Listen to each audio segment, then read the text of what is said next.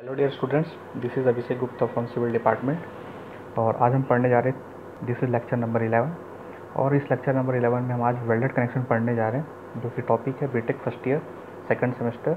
Subject है theory of structure, जिसका code है EVE5125। तो सबसे पहले हम ये समझते हैं कि वेल्डेड जॉइंट होता क्या है, या फिर वेल्डेड कनेक्शन होता क्या है। यदि हम आपस में दो मेंबर को by the help of welding अगर हम ज्वाइन करें तो वो क्या कहलाता है, वेल्डेड जॉइंट या फिर वेल्डेड कनेक्शन। ठीक है। अगर मैं सिविल इंजीनियरिंग के पॉइंट ऑफ व्यू से बात करूं तो हम generally electric arc weld use करते हैं। तो वेल्डिंग होता क्या है? Welding is a process of a connecting piece of metal by application of heat और विथ और विदाउट प्रेशर। ठीक है।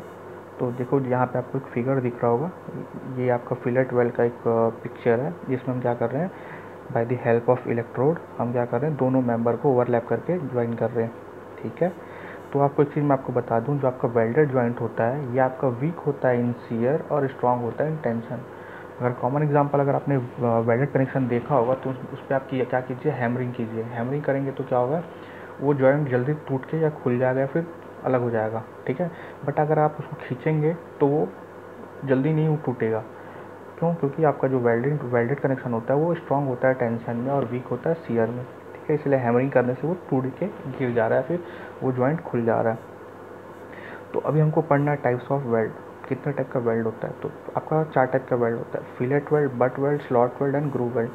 यहाँ पे आपको एक पिक्चर दिख रहा होगा, इसमें सारे तरह के वेल्ड हैं, जैसे कि आपका स्लॉट वेल्ड दिख रहा है, फिलेट वेल्ड दिख रहा है, ग्रूव वेल्ड दिख रहा है। ठीक है ना, एक्सेट्रा। तो देखो हमको पढ़ना है अभी पहले फिलेट वेल्ड के बारे में।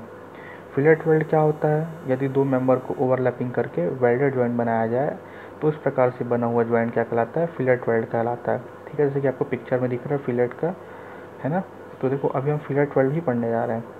तो फिलेट वेल्ड ये आपको पिक्चर में दिख रहा है, हमको यहाँ पे क्या कैलकुलेट करना है, permissible shear strength capacity of fillet weld, जिसको हम P से डिनोट करते हैं। और जैसे मैंने आपको क्या बताया, आपका जो फिलेट वेल्ड है वो क्या होता है, अपने क्रिटिकल सेक्शन से फेल होता है। क्रिटिकल सेक्शन मतलब कि सबसे वीकेस्ट सेक्शन, जो कहाँ पे होता है, थ्रॉट में होता है, जो कि आपको पिक्चर में दिख रहा है। आपको ट्रायंगल ये होता है, बेसिकली इसको बोलते हैं थ्रॉट। ठीक है। तो इसके लिए हमको सबसे पहले क्या पता होना चाहिए, थ्रॉट थिकनेस पता होना चाहिए। तो थ्रॉट थिकनेस कैसे निकालते हैं हम लोग, K टाइम्स इंटू एस। के यहाँ पे क्या है आपका कोफिशिएंट, इफेक्टिव थ्रॉट कोफिशिएंट, और एस क्या है आपका साइज ऑफ वेल्ड। तो अभी हम यहाँ से क्या निकाल सकते हैं, permissible shear strength capacity of fillet weld, that is PQ into L effective into throat thickness. PQ क्या आपका परमिसिबल शियर स्ट्रेस। अब एक हमको टेबल देखना पड़ेगा यहाँ पे। ठीक है। जो आपका इफेक्टिव थ्रॉट कोफिशिएंट है ये किसके ऊपर डिपेंड करता है, आपका एंगल ऑफ फ्यूजन के बीच में, एंगल बिटवीन फ्यूजन फेज के बीच में। मतलब कि हम कितने डिग्री एंगल पे हम फ्यूज़न वेल्डिंग्स कर रहे हैं। अगर मैं 60 डिग्री से 90 डिग्री अगर यूज़ कर रहा हूँ एंगल, तो आएगा मेरा coefficient of effective throat coefficient, that is K is equal to 0.7। अगर एंगल है 91 से 100 डिग्री तो हम यूज़ करेंगे 0.65 K की वैल्यू।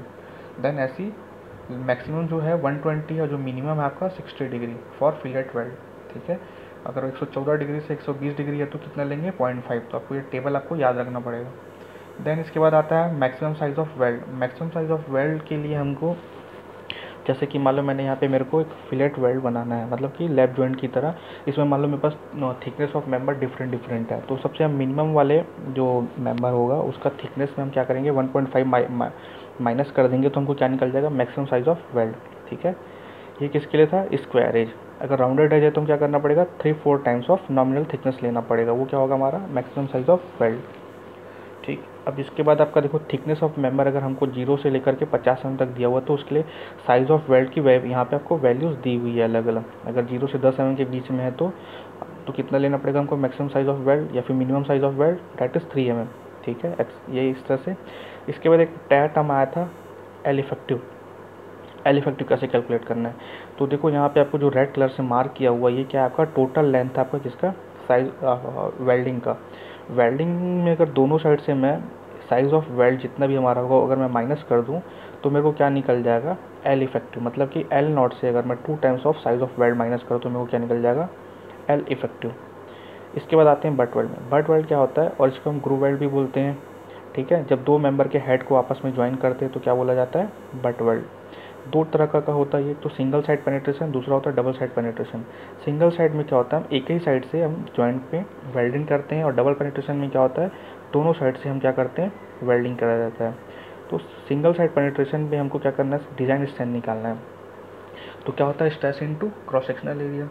तो देखो क्रॉस सेक्शनल एरिया क्या होगा, यहाँ पे हमको क्रॉस सेक्शनल एरिया लेना है B into 5/8 into T minimum, ठीक है, या फिर थिकनेस ऑफ प्लेट, जो भी थिनर प्लेट होगा, ठीक है, जिसका भी थिकनेस कम होगा वो हमको टी मिनिमम लेना है, ठीक है। देखो यहाँ पे हम 7/8 टी तो हम दिखा रहे हैं, बट कैलकुलेशन पर्पज़ के लिए हम 5/8 टी मिनिमम यूज़ करते हैं, ठीक है, थिकनेस, ठीक है। अभी डबल पेनिट्रेशन पे हम कैसे निकालेंगे, design strength permissible stress into cross sectional area, और यहाँ पे क्रॉस सेक्शनल एरिया क्या हो जाएगा, बी इंटू टी मिनिमम।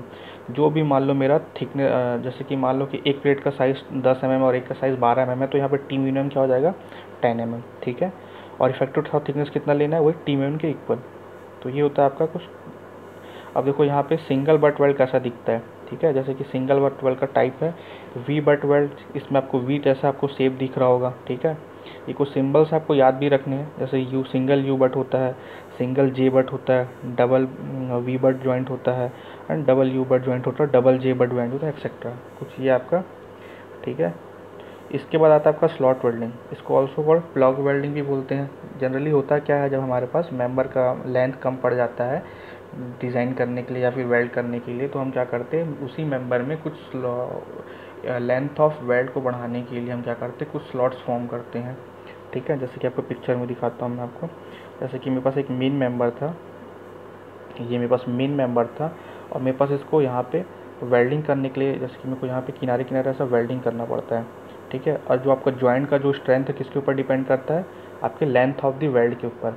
अब जैसे कि मान लो कि इतना ही वेल्डिंग करने पे मेरे जो strength of the weld, strength of the joint आ रहा है वो कम आ रहा है, तो मेरे को क्या करना पड़ेगा, स्ट्रेंथ ऑफ द जॉइंट बढ़ाने के लिए मैं यहाँ पे क्या करूँगा, कुछ स्लॉट्स फॉर्म करूँगा, और इसमें भी क्या करूँगा, वेल्ड कर दूँगा। या फिर ऐसा भी जनरली होता क्या है, और दूसरा केस देखते हैं, जब लेंथ ऑफ मेंबर मेरे पास कम पड़ जाए, लेंथ ऑफ मेंबर कम पड़ जाए, तो मैं क्या करूँगा, यहाँ पे स्लॉट्स फॉर्म करूँगा, ठीक है, स्लॉट्स फॉर्म करूँगा ताकि मैं ज़्यादा से ज़्यादा यहाँ पे वेल्डिंग कर सकूँ और इसकी स्ट्रेंथ को इंक्रीज़ कर सकूँ। तो ये था आपका स्लॉट वेल्डिंग। और इसके बाद हमको न्यूमेरिकल्स देखने हैं वेल्डेड जॉइंट्स के, जो जनरली एग्ज़ाम में पूछ सकता है, ठीक है। फिर आपका यहाँ पे वेल्डेड जॉइंट भी ख़त्म हो जाएगा। तो ज़्यादा कुछ नहीं है आपको पढ़ना है, आपको डीप में ओवरव्यू जितना आपको पता है इतना आपको याद रखना है, ताकि आप न्यूमेरिकल फॉर्म कर सको या न्यूमेरिकल बना सको, ठीक है। तो उसके नेक्स्ट लेक्चर हम लोग क्या देखेंगे, इसका सीधा न्यूमेरिकल पे आएंगे। तो थैंक यू।